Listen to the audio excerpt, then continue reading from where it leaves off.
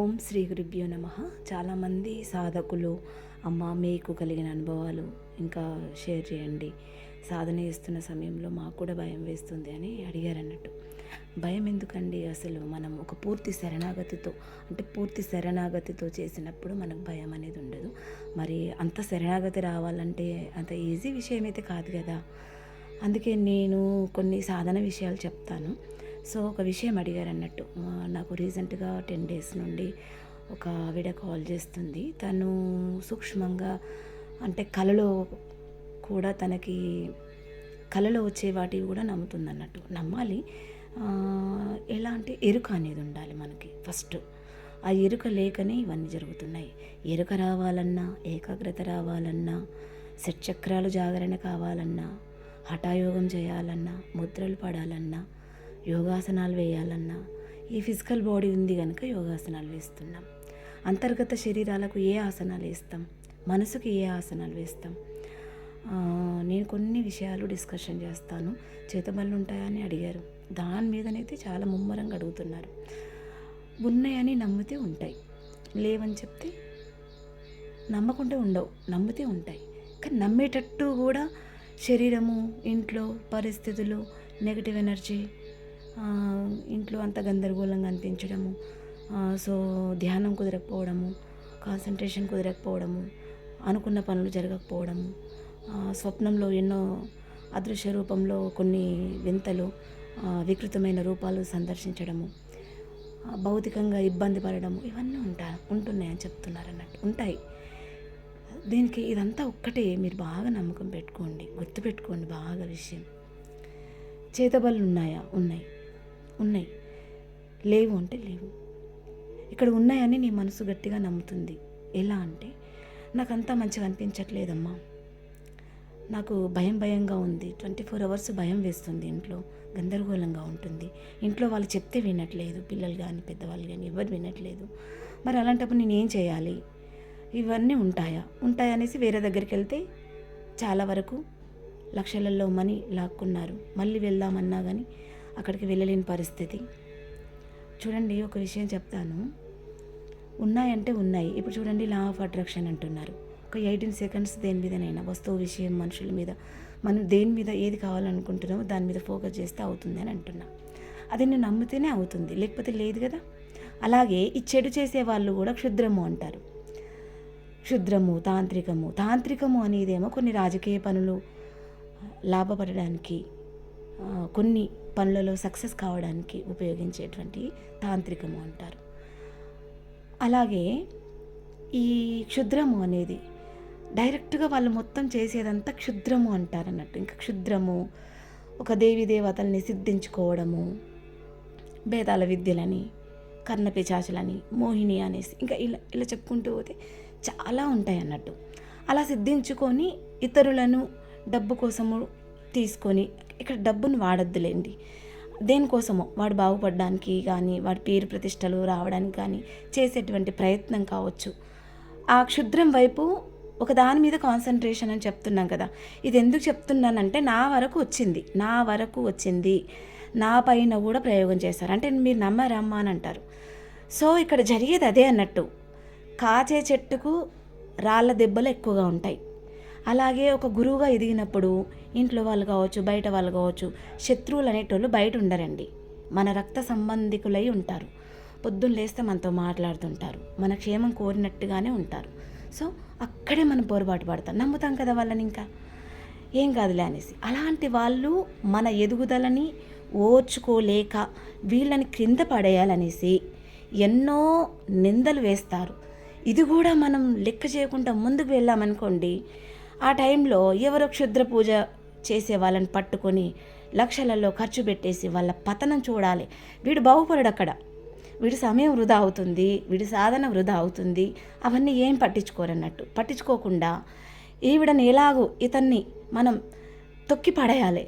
వీడు ఏ రకంగా చేసినా వీడు ఏడుస్తలేడు, బాధపడతలేడు. ఇక్కడ మనం పొద్దున్న లేస్తే చుట్టుపక్కల వాళ్ళని తెలుసుకొని వాళ్ళ ఇంటికి డైరెక్ట్ వెళ్ళడం కానీ, మాట్లాడడం కానీ చేస్తూ, ఫోన్ కాంటాక్ట్లో కానీ తెలుసుకొని, ఈరోజు తిన్నారా, ఉన్నారా, ఏం చేస్తున్నారు, ప్రతి ఒక్క విషయాన్ని తెలుసుకొని, వాడు తెలుస్తుంది కదా, నమ్ముతాం కదా. అతడు ఆమె ఇక్కడ 2 పదాలు వాడుతున్నాను. ఆడవాళ్ళు మగవాళ్ళు ఇద్దరు ఉంటారు. సో ఈ చేతబళ్ళన్నిటి ఈ రకంగా చేసి ఆ మనిషిని మొత్తం నేల తొక్కేయాలి వీళ్ళని అని చూస్తుంటారు అన్నట్టు. ఎందుకు చెప్తున్నాను ఇంత గట్టిగా అంటే, మా కళ్ళ ముందు పుట్టి పెరిగిన ఆవిడ, తనకు ఎలాంటి పూజలు తెలియదు. సో నా గురించే చెప్తాను, వేరే వాళ్ళ గురించి ఎందుకండి. వేరే వాళ్ళు ఒక 100 మంది కాల్ చేసి అడుగుతున్నారు, అమ్మ క్షుద్రం ఉందా, మేము నమ్మాలా వద్దా, మా పరిస్థితులు ఇలా ఉంటున్నాయి. ప్రతిరోజు కాల్స్, ఏదో ఒక కాల్ అయినా వస్తుంది నాకు. ఉండలేక నేను ఈరోజు కాల్ చేస్తున్నాను. నా మీదనే ప్రయోగం చేస్తున్నారు. చేశారు, ఇంకా వాళ్ళ తరం కాదు, ఇంకా అయిపోయింది.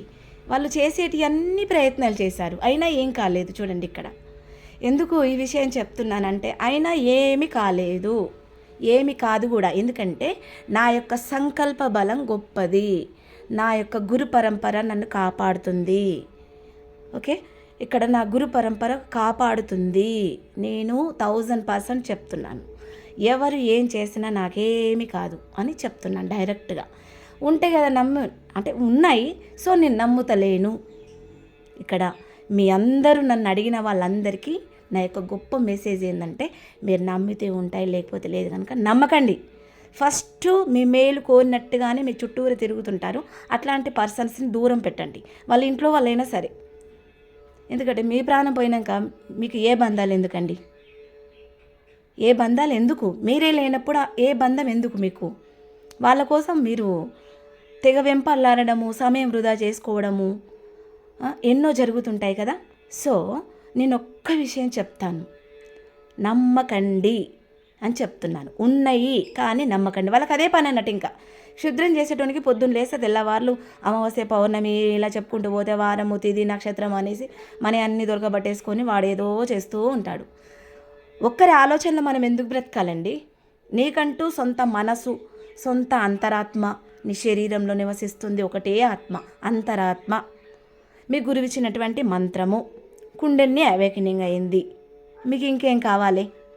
ఇంకా మీరు ఎందుకు నమ్ముతున్నారు? స్వప్నంలో వాడు వస్తున్నారమ్మా, మా శత్రువు వచ్చేసి నన్ను ఇబ్బంది పెడుతున్నారు, మానసికంగా శారీరకంగా వాడు మా దగ్గరికి రాలేకపోతున్నాడు, కానీ మానసికంగా స్వప్నంలో వచ్చి మమ్మల్ని ఇబ్బంది పెడుతున్నారు, నా గొంతు పిసికినట్టు అవుతుంది, కత్తితో పొడుస్తున్నాడమ్మా, నన్ను ఏదో బలత్కారం చేస్తున్నాడు, ఇలా చెప్తున్నారు అన్నట్టు.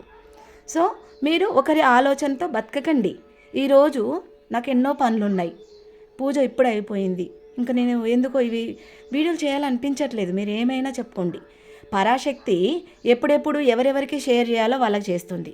సూర్యభగవానుడు ఉన్నాడు కదండి, ఆ సూర్యుడు ఉన్న వాళ్ళకి లేని వాళ్ళకి అందరికీ ఆయన యొక్క వెలుగు వస్తుంది మనకి, ఆ సూర్యరశ్మి మనకు వస్తుంది. మరి ఆయన నుండి వచ్చే ప్రాణశక్తిని ఎంతోమందిని తీసుకుంటున్నారండి. ఉన్నవాడు లేని వాళ్ళకు ఇస్తున్నానని చెప్పట్లేగా. ఈ ప్రపంచం మీద ఉన్నటువంటి 84 లక్షల జీవరాశులకి ఆ యొక్క సూర్యోదయం అవుతుంది కనుక ఆ వెలుగును తెలుసుకున్న వాళ్ళు, ఆ ప్రాణశక్తిని తెలుసుకున్న వాళ్ళు, ఆ విలువను తెలుసుకున్న వాళ్ళు అది విటమిన్గా తీసుకుంటున్నారు, ప్రాణశక్తిగా తీసుకుంటున్నారు, ఎన్నో గొప్ప గొప్ప పనులు చేస్తున్నారు, సైంటిస్టులు అవుతున్నారు, శాస్త్రజ్ఞులు అవుతున్నారు. సో ఇక్కడ ఏంటంటే మనం తీసుకుంటున్నామా? ఏదైనా నువ్వు నమ్మితేనే కదా ఆ పొద్దున్న లేసి ఉదయిస్తుందిలే అని అనుకుంటున్నాం అనుకో, అలాంటి వాళ్ళకు ఎలాంటివి జరగవు. అందుకే మీకు ఒక్కటే విషయం నేను చెప్పేది ఏంటంటే, చాలా మైండ్కి ఎక్కించుకోండి బాగా. ఉన్నాయని నమ్మితే అవి పనిచేస్తుంది, నీ మనసు ద్వారానే పనిచేస్తుంది. మళ్ళీ ఇక్కడ నీ మనసులో ఏదైతే ఆలోచిస్తున్నావో నీ పంచేంద్రియాల ద్వారా అవే జరుగుతుంది. కనుక మీరు ఏకాగ్రతతో కనీసం గురువిచ్చినటువంటి మంత్రాన్ని 24 అవర్స్ చదవండి. సాధకులకు ఒకటే విషయం చెప్తున్నాను, కుండల్ని అవేకనింగ్ అయిన వాళ్ళకి చేతపళ్ళు జరగవు అని చెప్తాను కదా. అట్ ద సేమ్ టైం ఏం జరుగుతుందంటే, అంత శరణగతి నీకు రావాలి కదా. గురువు అంటే నీకు లెక్కలేనప్పుడు నీకు ఆ మంత్రం ఎలా పనిచేస్తుంది? ఆ మంత్రము మీకు ఎలా పనిచేస్తుంది? గురువు అంటే లెక్కలేనప్పుడు, గురువుని తిరస్కరించినప్పుడు, గురువు మీద నిందలేసినప్పుడు ఆ మంత్రం మీకు పనిచేయదు. అందుకే చేతబళ్ళకు లోనవుతున్నారు. ఈ విషయాన్ని గుర్తుపెట్టుకోండి. ఇది నేను అనుభవపూర్వకంగా చెప్తున్నాను. ఇంకొక విషయం ఏంటంటే, కొంతమంది సాధకులు మీ యొక్క అనుభవాలు చెప్పండి అమ్మా, మీ యొక్క వెన్నెముక డ్యామేజ్ అయినప్పుడు మీకు అది సర్జరీ లాగా 3 అవర్స్ జరిగిందని చెప్పారు కదా. నెక్స్ట్ వీడియో తప్పకుండా షేర్ చేస్తాను, ఎందుకంటే మీలో మార్పు రావాలి. ఇప్పుడు మనము ఎక్కడో పోయి మనం యుద్ధాలు చేసి మనం యుద్ధాలు చేసేటట్టయితే ఏం లేం కదండి. ఎవరిళ్ళలో వాళ్ళకి మార్పు వస్తే వాళ్ళని చూసి వాళ్ళ కుటుంబాన్ని చూసి ఇతరుల కుటుంబాలు, ఇతరులను చూసి బయట వాళ్ళు ఇలా పాతుకుపోతుంది. ఎక్కడికి వెళ్ళామంటే పలానా మేము శక్తిని జాగృతం చేసుకున్నాము, మా లోపల అనంతమైన శక్తి ఉంది, మా లోపల దేవుడు ఉన్నాడని గురువుగారు చెప్పారు, మమ్మల్ని మేము ఉద్ధరించుకుంటున్నాము అని మీరు చెప్తారు. జస్ట్ నోటి మాటతో కూడా చెప్తారు. మనం వీడియోలు సరే ఇప్పుడు మనకు అవైలబుల్లో ఉన్నాయండి. ఒకప్పుడు ఫోన్లు ఎక్కడి అండి, యూట్యూబ్లు ఎక్కడి. నేను సాధన చేస్తున్నప్పుడు అసలు యూట్యూబ్లో ఎలాంటి వీడియోలు లేవు. ఇప్పుడు చూడండి ఎన్ని ఉన్నాయో. అలా అని ఎవరిని పడితే వాళ్ళని నమ్మకండి. ఎందుకు నమ్ముతారు?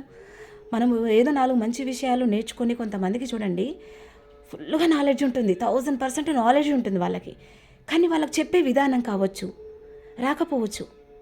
అంత మాత్రాన వాళ్ళని మనం తక్కువ అంచనా వేసుకోవడానికి లేదు కదా. అలాగే ఎక్కువ చెప్పేవాళ్ళు ఆచరణ ఉండదు, వాళ్ళకి ఎలాంటి జ్ఞానం ఉండదు. సో ఇక్కడక్కడ విని కానీ బుక్ నాలెడ్జ్ కానీ మక్కి చెప్తుంటారు. అలాంటి వాళ్ళని గురువులని ఎలా నమ్ముతారు చెప్పండి. అలా అని నేను ఇక్కడ ఎవరిని తక్కువ అంచనా వేయడం లేదు, తక్కువ చేసి మాట్లాడట్లేదు. అందరిలో ఉన్నది దైవశక్తి, కానీ ఎవరి కర్మలు వాళ్ళకు ఉంటాయి. గుర్తుపెట్టుకోండి, నీ లోపలే భగవంతుడున్నాడు, నీ లోపలే అద్భుతమైన శక్తి ఉంది. అది నమ్మండి, మీరు విశ్వసించండి.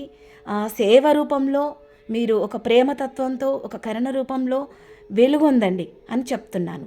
ఏదైనా మీరు నమ్మితే ఉంటుంది, లేకపోతే లేదు అని చెప్తున్నాను. ఇది నా అనుభవంగా చెప్తున్నానండి. జై గురుదేవ.